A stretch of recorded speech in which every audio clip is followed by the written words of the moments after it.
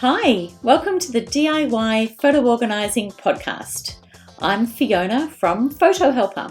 And I'm Chantal from Simply in Order Photo Organising. Imagine you can find any photo at any time at the click of a button. We are here to show you how. So let's get started.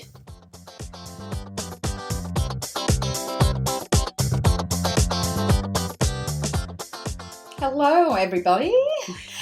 We are here for an episode today about how to transfer photos from an iPhone to a PC, to a Windows PC.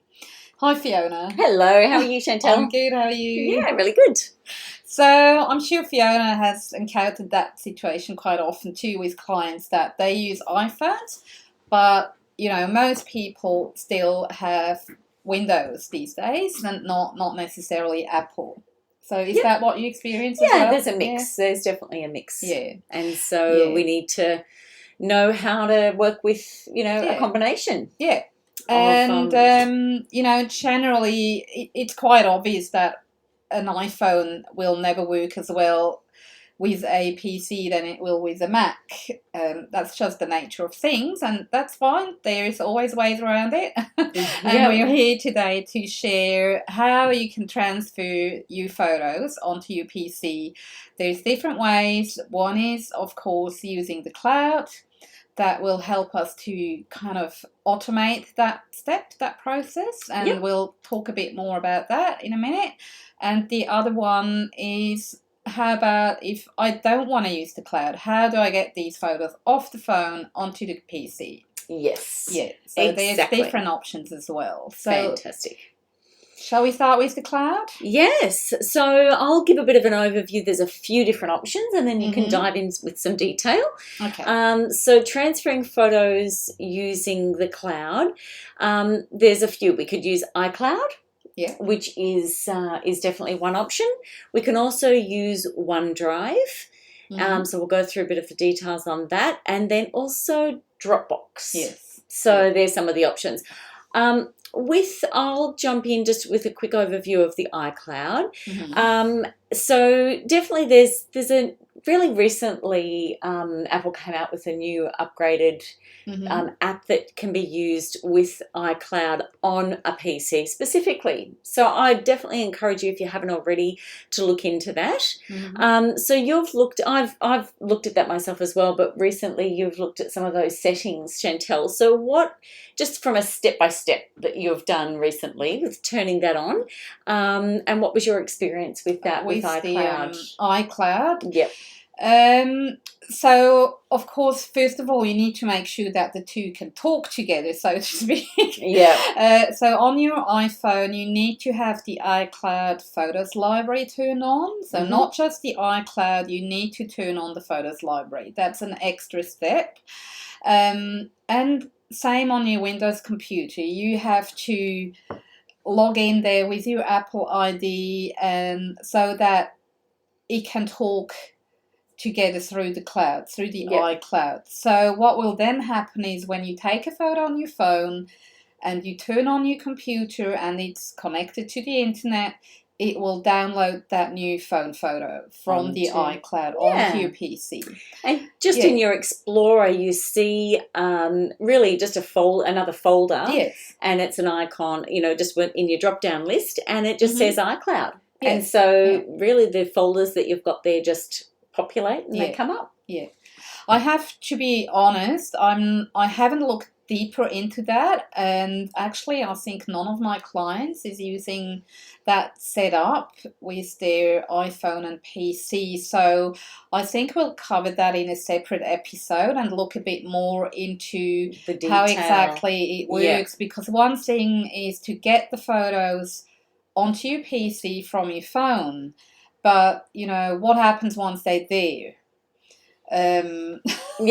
So also obviously we're big on using a hub, and if you have listened to our past episodes, you will have heard us talking about one of those options of having that hub on an external hard drive.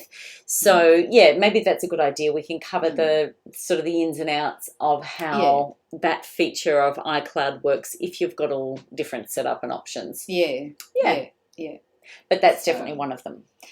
Definitely a way to transfer photos from your iPhone is to use that app in which is in iCloud Photos Library. All right. So the next one. The next one, I guess that's my favourite. We always have favourites in different things, and this is no different. And I'll tell you why, because it's got a few extra benefits that I really like about it. So the next one is using OneDrive to transfer the photos. And remember, today we're only talking about how to transfer the photos from the phone to the PC. We're not talking about where to go from there and how to manage them on your PC and how to share them and what have you. It's simply that first step. Yep. How we get them onto the computer. Yes. So OneDrive I love as a tool for people who want to automate the step, that transferring step. So what you do, how it works, and chances are that if you're a PC user that you've already signed up for OneDrive and possibly have already or are already paying for cloud storage using OneDrive. So if you don't pay yet and you want to transfer photos, it's possible that you might have to go, take the next plan up so that you've got enough space in the cloud. Yep. So that would be one prerequisite, of course. But so first of all, you download the OneDrive app to your phone if it's not there already, and you turn on the automatic camera upload. Yep. And OneDrive has two options there. So you can either choose to toggle on that it automatically uploads the photos when you take to the cloud when you take it in the background. Yeah. The other option is that you don't tick that box, and then you simply have to, from time to time, you go and open the OneDrive app, and as soon as you do that, it will start uploading all your new photos. So if you take a lot of photos, that might take a bit longer. Yeah. And, if you and really... what would be a preference? What would you say? I don't know. It's really personal preference. It seems like you would turn it on. I'm not... If you want to transfer them that way...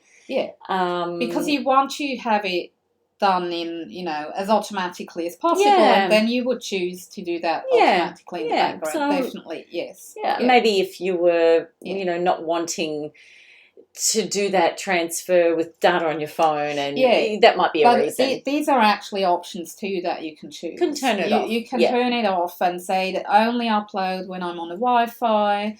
Don't want to use that. Yeah, so exactly. There's heaps of different options. So have a look through them, and choose your options that you like best, or just try one thing and then the other. Play around with it. You can't really break anything. No. And so how does it work then, Chantal, when you've got the photos? Just say you've deleted a photo. Is that a true sync then? No, it's not. Okay. So what it does, when you take a photo, then it goes into your camera roll, and then it uploads to the OneDrive cloud.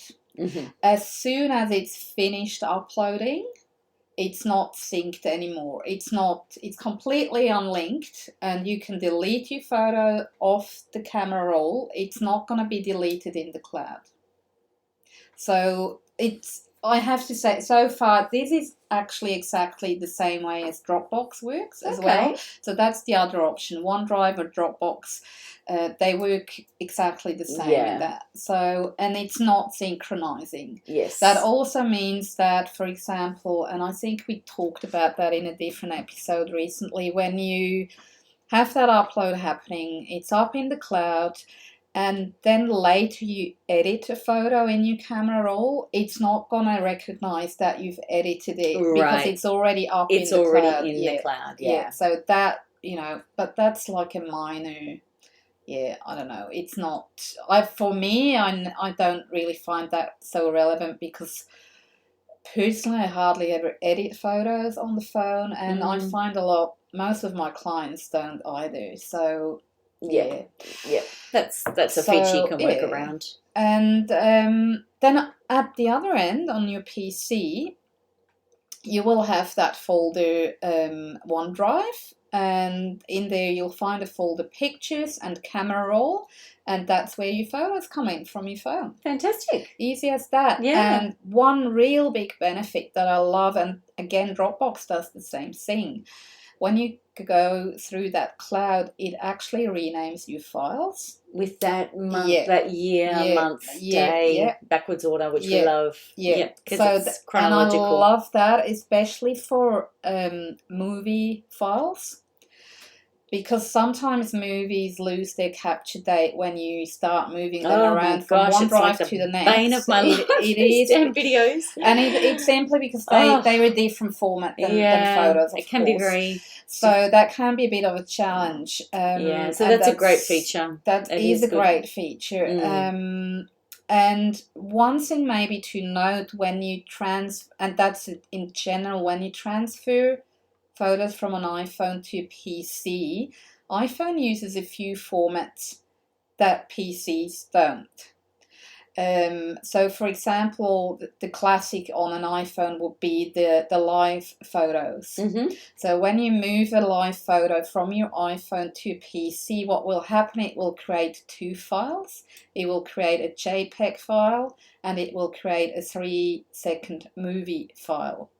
So you're doubling up. Which is good if you're wanting, because I've done that recently with a client in Lightroom. I was using a feature, and you can actually sort those the ones that they've made a mistake where they've done the live, and they really, sometimes they wanted to, sometimes they just wanted to delete them all, and then you've already got that JPEG, and it's actually, you can just do a really quick delete, or you can sort through the movies, and then you can just do anything that's under 2 seconds, and then you can just remove them all. So it just means that you can get rid of them. But look, it's a feature that and these are the little things that we mean when we said, iPhones and PCs don't play so nicely together or smoothly together all the time. These are these little things that we mean. It's not a major problem. It's just something that it's good to know and to be aware of. That don't get worried when all of a sudden you see like so many files, and I think like, I never did so many videos. Where on earth are they coming from? Yeah, and that's a feature that So it's just something that's good to know. Yeah. So and look, these are only like the favourite ways to transfer photos from my personal favourite ways. OneDrive, Dropbox, they're trusted, they work.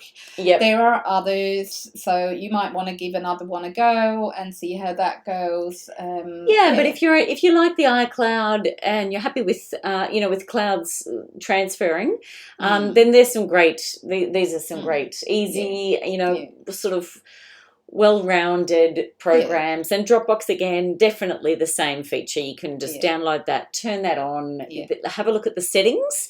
Like everything, there's a few different ways, but remember, once you just open up that app, then things come through, and you end up with with a folder on your PC in your Dropbox with your photos in it. So it's a really easy way to actually just be able to move them across. One thing that we haven't mentioned, so now you've got them on that OneDrive folder or Dropbox folder on your PC, and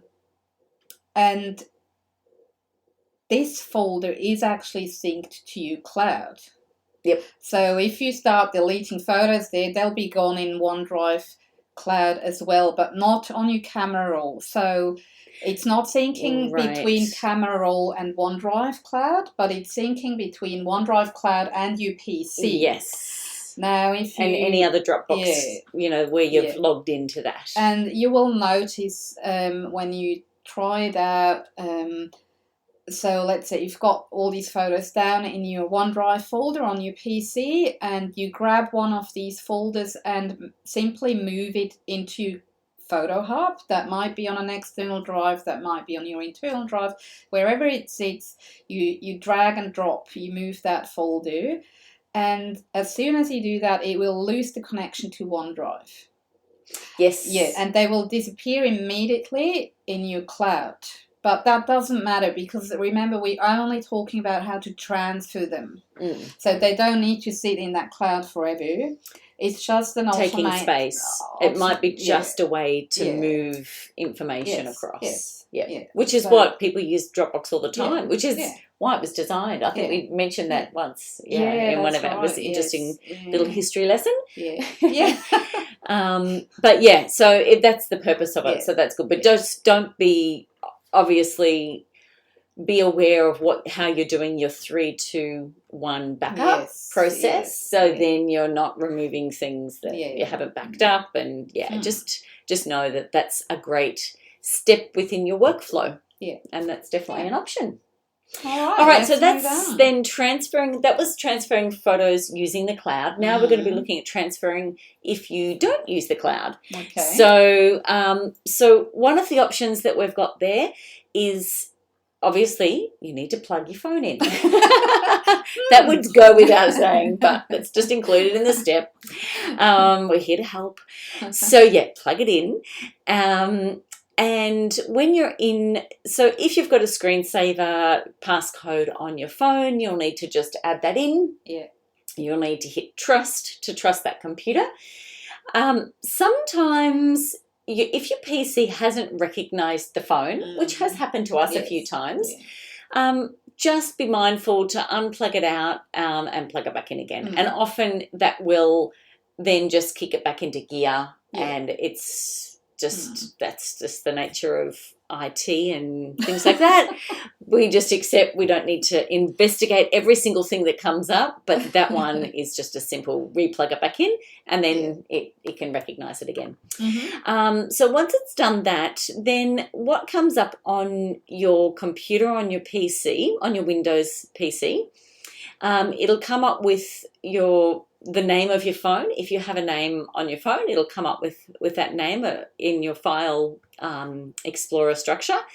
And then there'll be a folder under there that will say internal storage, and then one that will say DCIM, and then all your photos. So there's a range of different folders. And look, we're here to say that we're not going to go into the logic behind it because, to be perfectly honest, we can't find one.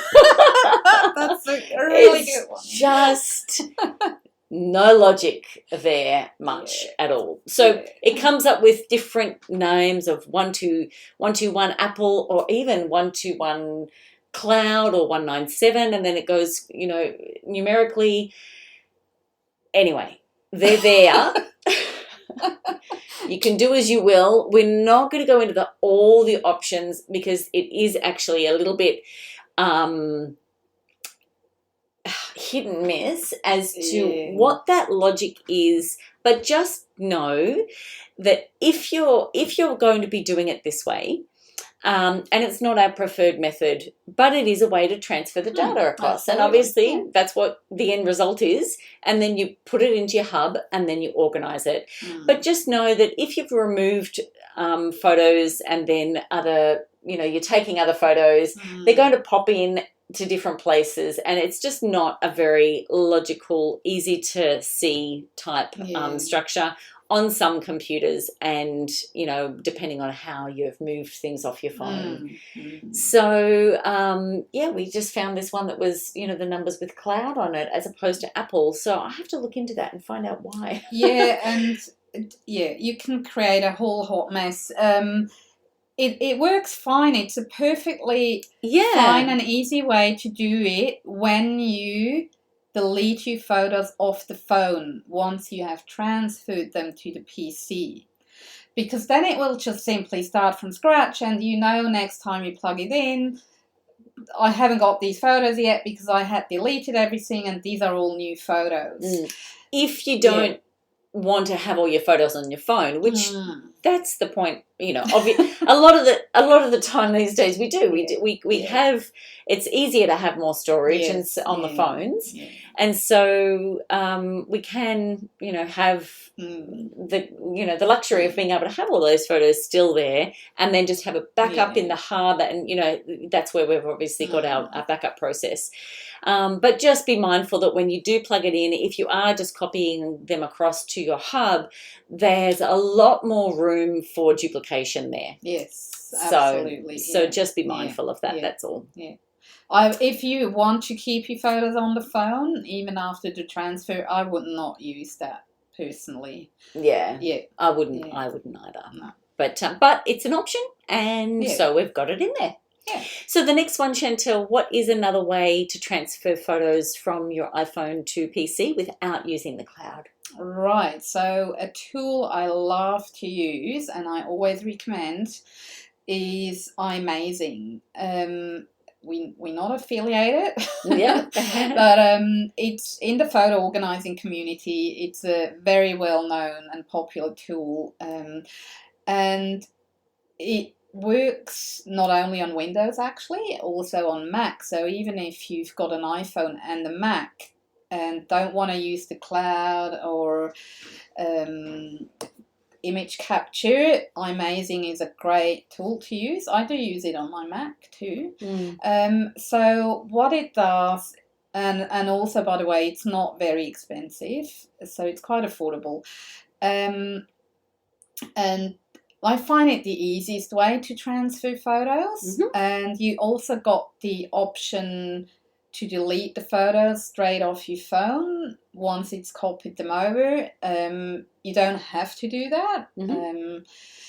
And what I love especially is that this tool also offers that you can back up your phone, or you can use the same license, the same account. It's all offline, it's on your computer. You can use that for more than one device. So if you've got your phone and then you've got a tablet and your kids have phone and tablets and your husband, whatever, you can have all these backed up through iMazing onto your computer.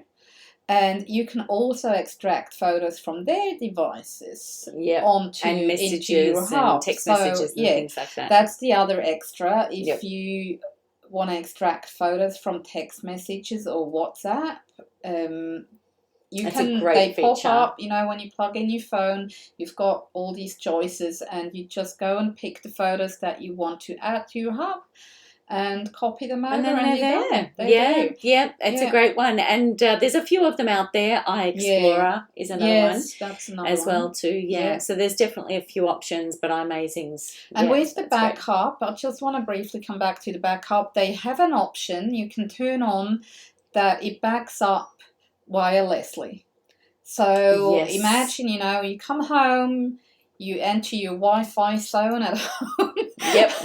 And if your computer is on and on the same network, it will see your phone and back up wirelessly. So for the backup part, you don't even have to plug in.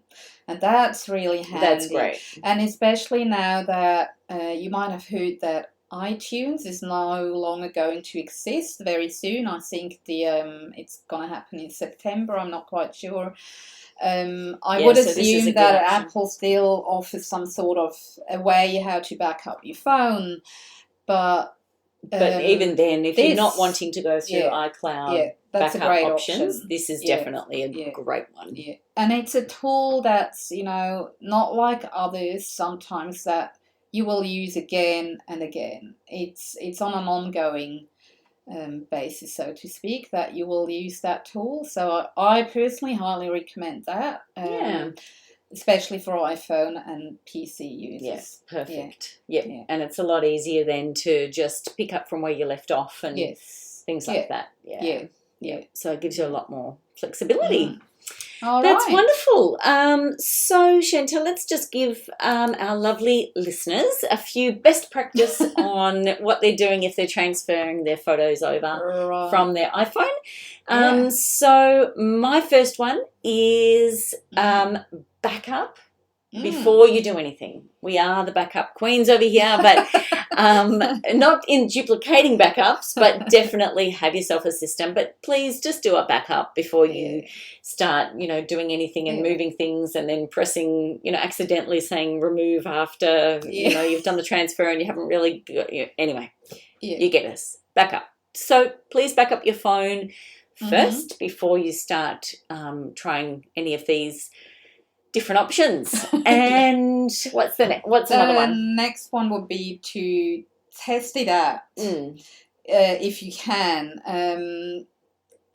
Just try with a few pictures if that's possible.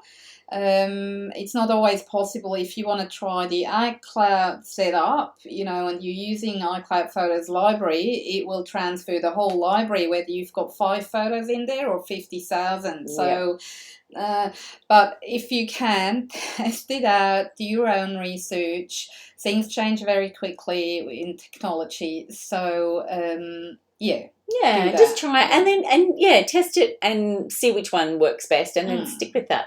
Just give yourself a block of time, try a few options, and then just stick with that. Maybe write down your own workflow of what you do, so you don't have to rethink all of this again every time you go to say, oh, I want to transfer those photos. What did I do last time? And which one did I pick? And where do I start? And so testing it out and just putting a little bit, like that workbook, like we've talked about many times. It's just write it in there. That's what it's for. So what's the last one? The last one is back up again. What a surprise! These people are thinking, gosh, those girls with their backups. Come on. Back up your computer, and just with your new photos that have come through and your new hub, and just have that at the end of your workflow would be definitely a good practice. Definitely. And that is how you transfer photos from your iPhone to a PC. Very good. That's wonderful. Thanks, Chantal. Thank you. Appreciate all your technical insight as always. And we'll see you all again in the next episode. See you soon. We hope you have enjoyed this episode of DIY photo organising and found some inspiration, useful tips and strategies to support your photo projects. We'd love to invite you to pop over to our Facebook page, DIY Photo Organising, and we welcome your questions, feedback, and any future topics that you'd like us to cover. If there is someone you'd love to share this with, please click on Share to help others take control of their photos too. Remember, have a look through our show notes for links to helpful information. I'm Fiona from Photo Helper. And I'm Chantal from Simply in Order Photo Organising. And remember, we believe in you and you can do this.